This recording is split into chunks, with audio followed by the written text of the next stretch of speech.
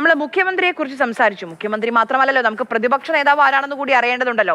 പിണറായി വിജയൻ 10 വർഷം കേരളത്തിന്റെ മുഖ്യമന്ത്രിയായിരുന്നു. ഇപ്പോഴും കേരളത്തിന്റെ കാവൽ മുഖ്യമന്ത്രിയാണ്. ഈ തെരഞ്ഞെടുപ്പ് പ്രചാരണത്തിൽ മറ്റാരുണ്ട് LDF എന്നല്ലാതെ ചോദിക്കുമ്പോഴും ഒരൊറ്റ മുഖം കാണിച്ചാണ് ഇടതുപക്ഷം തെരഞ്ഞെടുപ്പിനെ നേരിട്ടത്.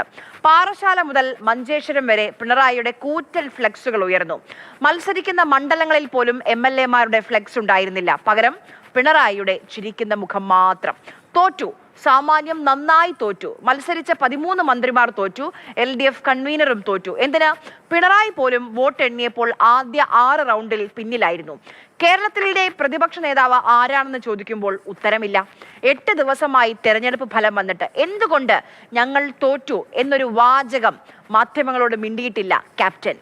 നിങ്ങൾ ഓർക്കുന്നുണ്ടോ പ്രചാരണത്തിന്റെ അവസാന നാളുകൾ കേരളത്തിലെ എല്ലാ ചാനലുകൾക്കും ദേശീയ മാധ്യമങ്ങൾക്കും എന്തിന് യൂട്യൂബ് ചാനലുകൾക്ക് വരെ അഭിമുഖം കൊടുത്ത പിണറായി വിജയനാണ്. പക്ഷേ തോൽവിയിൽ കമ എന്നൊരക്ഷരം മിണ്ടിയിട്ടില്ല. 10 വർഷം കൂടെ നിന്ന ജനങ്ങളോട് ഒരു വാക്ക് പറയാൻ എന്തുകൊണ്ടാണ് പിണറായി തയ്യാറാകാത്തത്? ഇതിനു മുൻപും ഇടതുപക്ഷം തോറ്റിട്ടുണ്ട്. പക്ഷേ ആ പരാജയത്തെ അന്തസ്സായി നേതാക്കൾ നേരിട്ടിരുന്നു.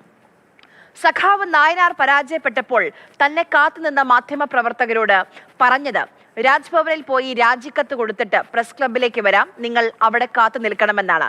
ഇത് ഇന്നലകളിലെ ചരിത്രം. ചോദ്യങ്ങളിൽ നിന്ന് ഒളിച്ചോടുന്നത് ഇന്നത്തെ ചരിത്രം.